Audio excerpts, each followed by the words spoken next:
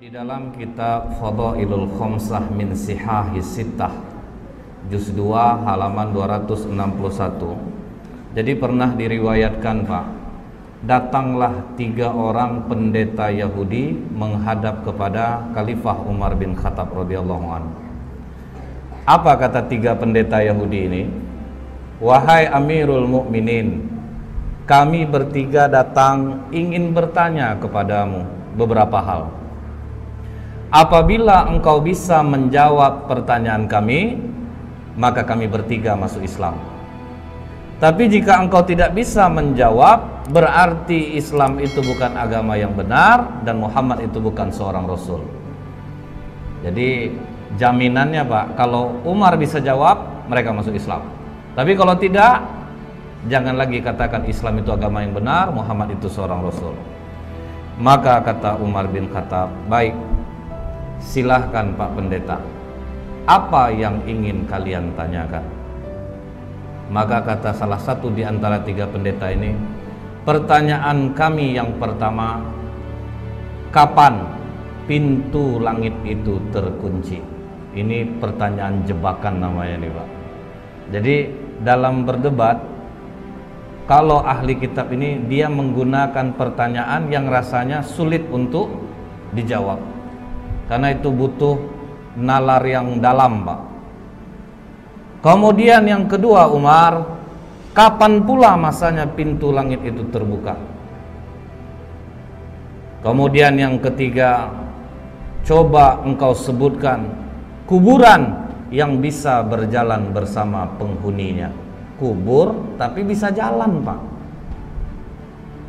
Kemudian coba engkau sebutkan makhluk Allah yang bisa memberi peringatan kepada kaumnya, tapi dia tidak manusia dan tidak pula jin.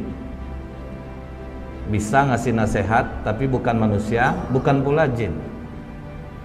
Kemudian Umar, coba engkau sebutkan 5 makhluk Allah yang berjalan di muka bumi, tapi tidak dilahirkan oleh induknya. Kemudian Umar, coba engkau jelaskan kepada kami kisah pemuda-pemuda yang mempertahankan imannya dan mereka bersembunyi di dalam gua. Setelah pendeta Yahudi ini bertanya, Pak, apa kata Umar? Bukanlah sesuatu hal yang memalukan bagi Umar bila memang dia tidak bisa menjawab pertanyaan yang tidak dia bisa jawab. Nah, jadi ini poinnya 1, Pak. Kalau memang kita tidak bisa jawab, jangan malu mengatakan tidak tahu. Karena sahabat Rasulullah ini, Pak, punya spesifikasi berbeda-beda. Semuanya nggak sama. 60 karakteristik sahabat Nabi itu beda-beda, Pak. Tidak sama. Yang satu tidak menjadi yang lainnya. Kita diciptakan Allah punya talent yang bermasing-masing. Makanya kita ada yang jadi pegawai, ada yang jadi pedagang, ada yang otomotif. Semua kita masing-masing. Maka kata Umar, kalau bertinju kalian sama aku masih kurang orangnya ini. Nah, kalau bertinju, karena Umar itu kenapa dia digelari Al-Faruq, sang pembeda itu, Pak? Dengan masuknya Umar lah dakwah Islam ini jadi terang-terangan. Apa kata Umar kepada Rasulullah? Ya Rasulullah, jika aku mati dalam keadaan Islam, apakah aku mati dalam keadaan benar? Iya Umar. Jika aku hidup dalam keadaan Islam, apakah aku juga hidup dalam keadaan benar? Iya Umar. Kalau begitu tidak perlu sembunyi lagi Rasulullah. Keluar kita semuanya. Jadi Hamzah di depan, Umar di belakang, jalan menuju Ka'bah. Terdiamlah semua orang Quraisy. Maka Umar dekati seluruh orang Quraisy itu. Siapa yang ibunya ingin menjadi nangis? Siapa yang istrinya ingin menjadi janda? Siapa yang ingin anaknya menjadi yatim, berdiri, lawan aku. Nggak ada yang mau, Pak. Karena tahu Umar itu tahan berantam dari pagi sampai sore, 1 lawan 5, masih mampu dia. Jadi agak jiper juga jadinya pendeta Yahudi ini, Pak. Tapi kata Umar, bagian dari kami ada yang gak mudah menjawab pertanyaan ini. Kalau memang ada ya sudah, ajukan saja. Dipanggil oleh Umar, Salman. Dipanggil Salman Al-Farisi. Ya Amirul Mukminin, kau pergi ke rumah Ali katakan Umar memanggilnya. Maka Salman langsung lari ke tempat Ali bin Abi Thalib. Wahai Ali, Umar memanggilmu. Ada 3 orang pendeta Yahudi mendebatnya. Begitu Umar memanggilnya, dalam riwayat ini disebutkan dia ambil burdahnya, dia sandang selendangnya, dia pergi ke tempat Umar bin Khattab yang waktu itu masih duduk 3 orang pendeta ini. Ada apa Amirul Mukminin? Ini Ali. 3 pendeta ini mempertanyakan beberapa hal. Kalau bisa dijawab, mereka masuk Islam. Tapi kalau tidak bisa jawab, katanya jangan lagi kowar-kowar Muhammad itu seorang Rasul dan Islam itu agama yang benar. Maka kata Ali, silahkan Pak Pendeta, coba diulangi lagi pertanyaannya. Maka kata pendeta ini, yang pertama Ali, kapan langit itu pintunya terkunci atau langit itu digembok oleh Allah, itu kapan? Maka kata Ali, asyirku billah, syirik kepada Allah. Jika kalian mempersekutukan Allah, seluruh amalan tidak naik ke langit. Itulah makna langit terkunci. Kemudian Ali, kapan pintu langit itu dibuka oleh Allah? Di saat engkau mengucapkan la ilaha illallah.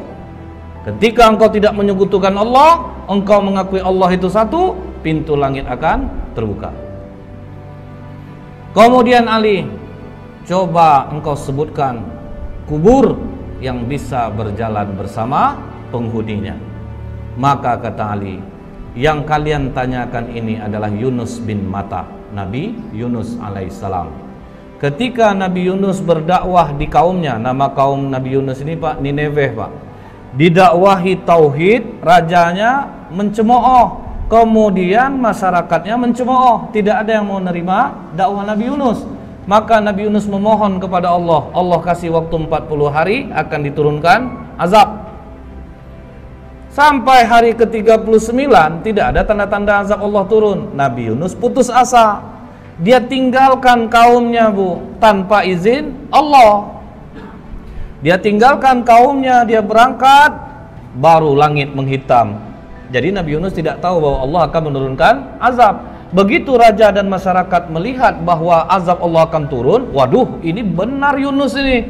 Maka semua kaum Nineveh bertobat, cuman nabinya udah pergi. Naik ke atas kapal, gelombang tinggi, ketakutan nakodanya, maka diundilah nama Nabi Yunus keluar berkali-kali. Maka dicampakkanlah Nabi Yunus ke dalam laut, dimakan oleh ikan, terkubur dalam perut ikan, dibawa jalan ke 7 samudra selama 40 hari. Itulah kubur yang berjalan bersama penghuninya. Karena Allah katakan dalam surah As-Saffat 143, falaula annahu kana minal musabbihin, maka sekiranya Nabi Yunus tidak termasuk orang yang banyak berzikir, bertasbih kepada Allah, jadi dalam perut ikan itu Pak, menyesal Nabi Yunus. Dia zikir la ilaha illa anta subhanaka inni kuntu minaz zalimin. Mual perut ikan itu dibuatnya Pak. Karena kata Allah la labitha fi batnihi ila yaumi yub'atsun, niscaya dia akan tetap tinggal di perut ikan itu sampai hari kiamat. Jadi kalau sempatlah Nabi Yunus tidak banyak mohon ampun kepada Allah, ikan itu akan tetap mengubur Nabi Yunus di dalam perutnya. Terkaget pendeta ini, waduh ini cerdas satu ini nih. Dapat dia menjawab pertanyaan pendeta. Jadi kubur yang jalan bersama penghuninya, Nabi Yunus berada dalam perut ikan dan dibawa 40 hari ke 7 samudra baru dimuntahkan. Baik Ali, kau benar. Kemudian Ali, coba engkau sebutkan makhluk Allah yang bisa memberi nasihat kepada kaumnya tetapi dia bukan manusia dan bukan pula jin. Maka kata Ali, ketika Nabi Sulaiman dan bala tentaranya sampai di lembah semut, hatta idza atau ala wadin namli qalat namlatu ya ayyuhan nablu dkhulu masakinakum. Jadi ada seekor semut Pak, dia komandoi kawan-kawannya, wahai para semut, masuklah kalian ke dalam sarang-sarang kalian, karena la yahtimannakum Sulaimanu wa junuduh, nanti kalian akan terinjak oleh Sulaiman dan bala tentaranya. Nah, inilah makhluk Allah yang bisa memberi nasihat kepada kaumnya, tetapi dia bukan manusia dan bukan pula jin. Wah, terjawab lagi. Oke Ali, coba engkau sebutkan 5 makhluk Allah yang berjalan di muka bumi tapi tidak dilahirkan oleh induknya. Maka kata Ali, Adam alaihissalam, Siti Hawa, onta Nabi Soleh itu keluar dari batu Pak, tidak dilahirkan oleh induknya. Kemudian tongkat Nabi Musa yang berubah menjadi ular, ular itu juga tidak dilahirkan oleh induknya. Kemudian kambing pengganti leher Nabi Ismail, itu pun tidak dilahirkan oleh induknya. Akhirnya 2 di antara 3 pendeta ini langsung menyatakan asyhadu alla ilaha illallah wa asyhadu anna muhammadar rasulullah. Oh tunggu, kata satu pendeta lagi, 2 kawanku mungkin sudah terpengaruh oleh jawabanmu Ali, tapi masih ada 1 lagi yang belum terjawab. Coba engkau ceritakan kisah pemuda yang bersembunyi dalam gua untuk mempertahankan imannya. Baik, akan aku terangkan seperti apa yang ada dalam Al-Quran, kata Ali. Kalau dari Al-Quran kami sudah dengar Ali, kami ingin engkau detail menerangkannya seperti apa yang disampaikan Rasulullah kepadamu. Maka kata Ali, kalau begitu benarkan duduk kalian. Nah, malah ditantang Pak. Jadi dia ingin mengungkap Ali itu ceritanya itu yang detail. Maka kata Ali, silahkan, dari mana kalian ingin menanyakan? Baik Ali, di mana peristiwa itu terjadi? Maka kata Ali, di kota Apesus atau Tarses Pak, antara Turki, Yordan. Kemudian silahkan lanjutkan Ali. Jadi dulunya kata Ali, kota Apesus ini dikuasai oleh raja yang sangat baik.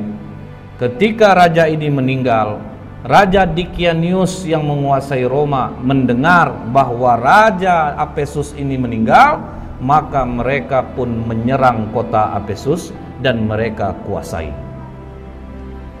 Kemudian kata Ali, Dikianius membangun istana besar. Tunggu dulu Ali, kata pendeta ini. Berapa panjang dan lebar istana yang dibangun oleh Dikianius? Maka kata Ali, panjang 1 farsah, lebar 1 farsah. 1 farsah itu sekitar 8 km. Baik Ali, teruskan.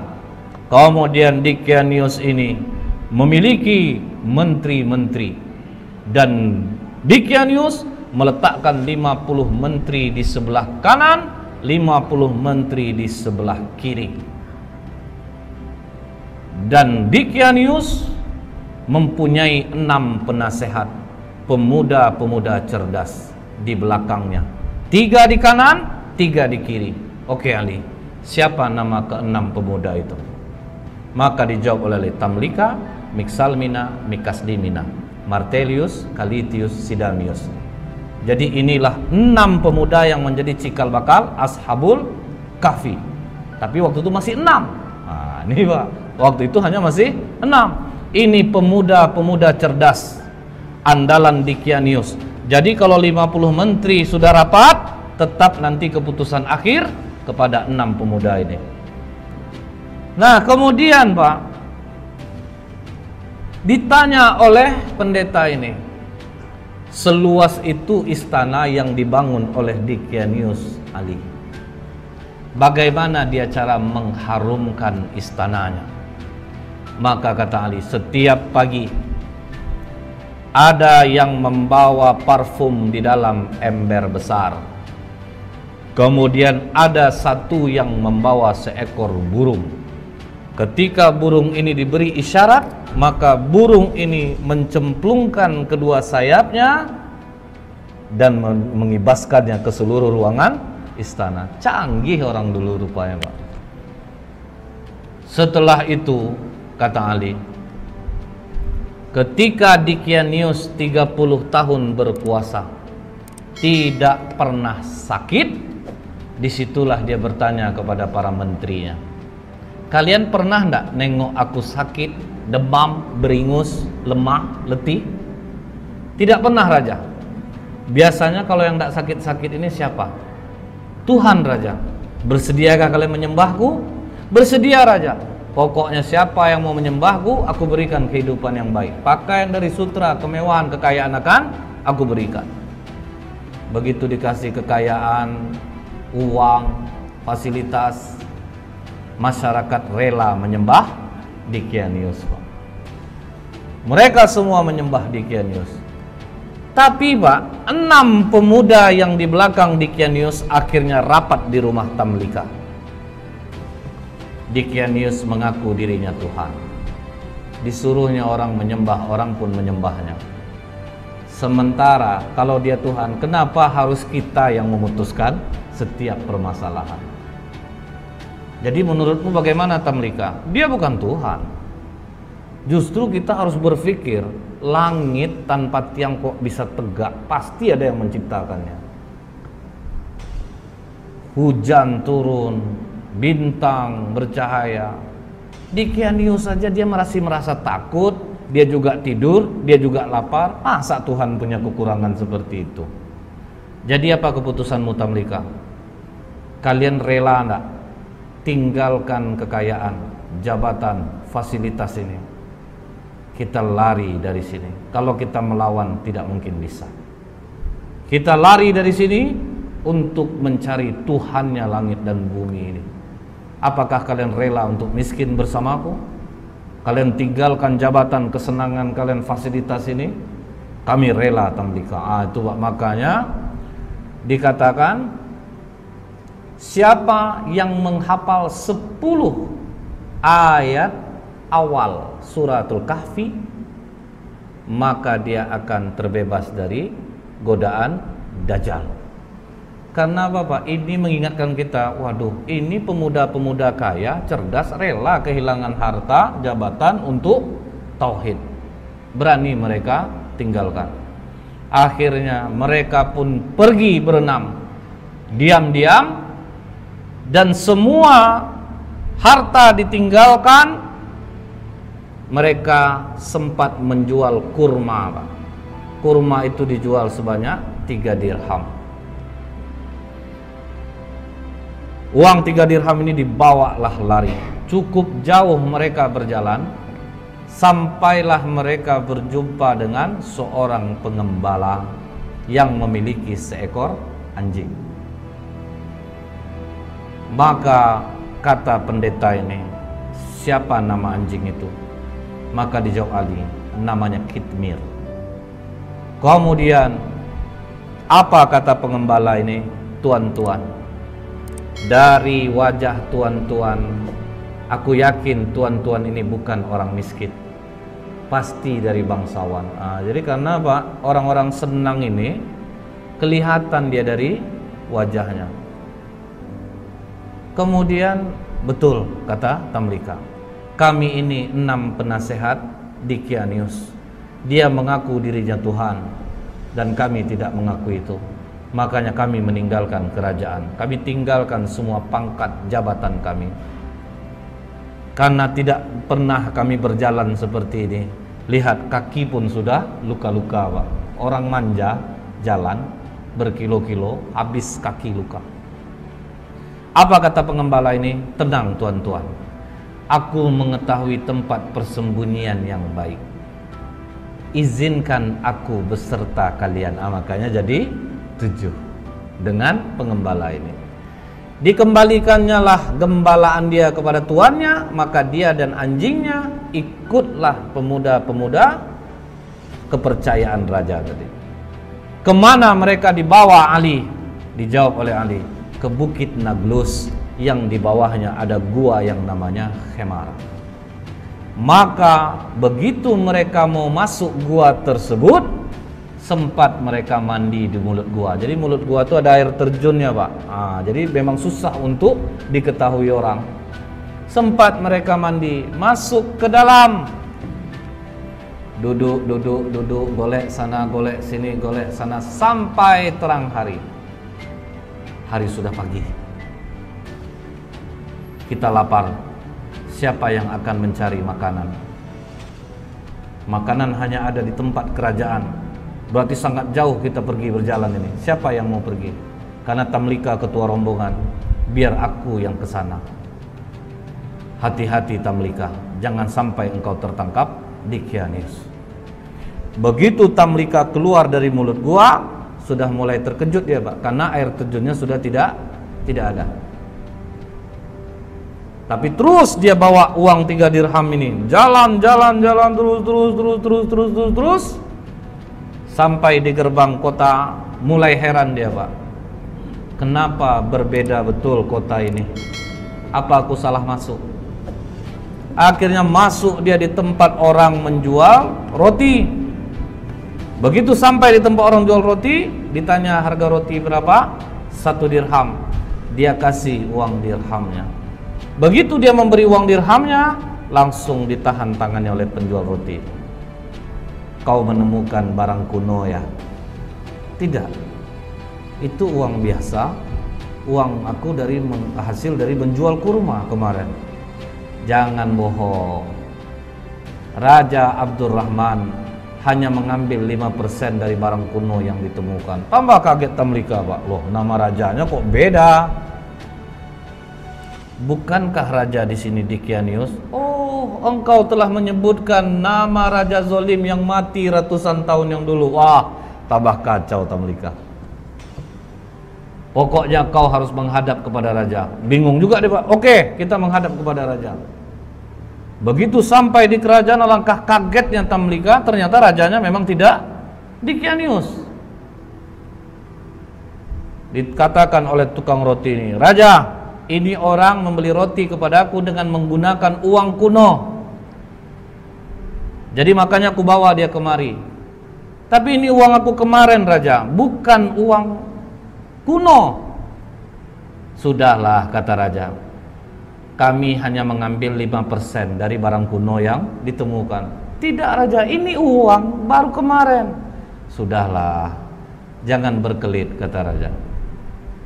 Aku tinggal di sini Raja. Disebutkannya lah nama-nama orang yang dia kenal Pak. Apa kata raja? Sepertinya pikiranmu mulai terganggu. Nama-nama yang kau sebutkan itu nama-nama orang yang sudah lama mati ya. Tapi betul Raja, aku tinggal di sini Raja. Aku masih ingat di mana rumahku. Maka kata raja, iringi dia. Kemana dia menunjukkan rumah, pergi kalian ke sana. Diiringilah oleh para tentara. Sampai di rumah yang dia tunjuk, diucapkan, dipanggil keluar orang tua yang sudah sangat tua renta.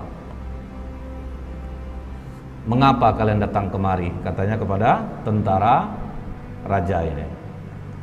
Ini Pak, pemuda ini mengaku dia tinggalnya di sini. Siapa kau anak muda? Dijawab oleh Tamlika, aku Tamlika putra Filistin. Langsung sujud kakek ini datuk moyangku. Inilah yang diceritakan oleh Isa alaihissalam. Pemuda-pemuda ini akan bangkit. Mereka mendiami gua. Makanya di kitab Injil ada ayat tentang Ashabul Kahfi, 7 sleeper. Jadi ada Pak. Maka hebohlah kota Efesus. Bangkit raja mengingat apa yang pernah disampaikan oleh Isa alaihissalam. Jadi rupanya sudah datang pula utusan Nabi. Sudah berlalu pula masanya. Maka kata raja ini, bawa Tamlika, digendong di atas kuda, dihormati sampai di bawah bukit Naglus. Apa kata Tamlika? Jangan ada yang naik ke atas, karena nanti sahabat-sahabatku mengatakan Dickianius lah yang mengejar dia. Jadi tunggu kalian di bawah, biar aku yang naik ke atas. Maka Tamlika naik ke atas. Sampai dalam gua, bawa juga lah roti tadi. Silahkan makanlah kalian dulu. Apakah aman perjalananmu Tamlika? Bukan aman lagi, malah aku bingung dan terkejut. Tahukah kalian sudah berapa lama kita di sini? Makanya ada dialog itu Pak dalam surat Al-Kahfi. Fadarabna ala adhanihim fil kahfi sinina adada. Maka kami tutup telinga mereka dalam gua itu selama beberapa tahun. Kemudian kami bangunkan mereka agar kami mengetahui manakah di antara kedua golongan itu yang lebih tepat dalam menghitung dan berapa lamanya mereka tinggal di dalam. Jadi mereka mengatakan ada yang setengah hari, ada yang 1 hari. Maka kata Tamlika, tidak. Kita berdiam di sini sudah lebih daripada 309 tahun. Mendengar itu, benarkah Tamlika? Iya, raja sudah berganti. Seorang nabi sudah diutus dan sudah berlalu. Mereka sekarang menunggu kita di bawah. Mari kita turun. Maka apa kata 5 orang kawannya lagi? Tamlika, Mixalmina, Mekaslimina, Martelius, Calitius, Sidamius. Jangan Tamlika. Kita sudah melihat kebesaran Allah melindungi kita selama 300 tahun, seolah-olah kita baru saja semalam. Kita sudah diselamatkan Allah, kita bangun dan akhirnya kita tahu tentang keajaiban Allah. Kita mohonkan kepada Allah untuk menutup pintu gua ini dari pandangan manusia, dan kita mohon kepada Allah untuk mengambil kita. Karena apabila kita turun Tamlika, mereka nanti akan mengkultuskan kita. Mereka akan mendewakan kita. Karena itu sifat manusia, Pak. Karena kan sempat bertengkar dua kubu. Kami berhak di sini, kami berhak di sini. Makanya mereka minta, sudah, kita jangan ada yang turun. Akhirnya pintu gua itu ditutup dari pandangan manusia. Mereka pun tidak ada jelas riwayat mereka diambil Allah atau ada kuburannya pun tidak ada. Karena mereka minta kepada Allah, ambil kami, tutup gua ini dari penglihatan manusia. Seminggu raja berkeliling mencari, Pak, tidak ditemukan gua itu pada awalnya. Kalau sekarang sudah. Setelah Ali menceritakan ini semua kepada pendeta ini, maka pendeta itu mengatakan, engkau benar Ali, engkau telah menceritakan dengan detail apa yang ada di dalam kitab kami, dan memang benarlah apa yang disampaikan Muhammad kepadamu. Maka pendeta yang terakhir ini pun masuk Islam jadinya, Pak, mengucapkan syahadat asyhadu alla ilaha illallah wa asyhadu anna muhammadar rasulullah. Jadi inilah dahsyatnya ketika kita memiliki ilmu, kita tidak gampang dibodohi. Ketika kita memiliki ilmu, makin tinggi ilmu, Pak, berdebatnya mesti makin pelan. Tapi yang membuat orang besar-besar suara itu, Pak, karena nggak bisa dia mencari dasarnya, sehingga dia harus berkeras-keras. Tapi lihat sikap Ali. Dia dengan lembut, dia terangkan satu persatu, dia dakwahi dengan kecerdasannya, sehingga ketiga pendeta ini pun luluh dengan dialog ilmiahnya dengan Ali bin Abi Thalib. Jadi memang kita ini diciptakan Allah lain-lain bidang, lain-lain keahlian. Tidak bisa orang ini menjadi orang yang lain. Semua kita sudah diberikan kelebihan oleh Allah. Itulah salah satu pelajaran dari Umar, dari Salman, dari Ali bin Abi Thalib radhiyallahu anhu.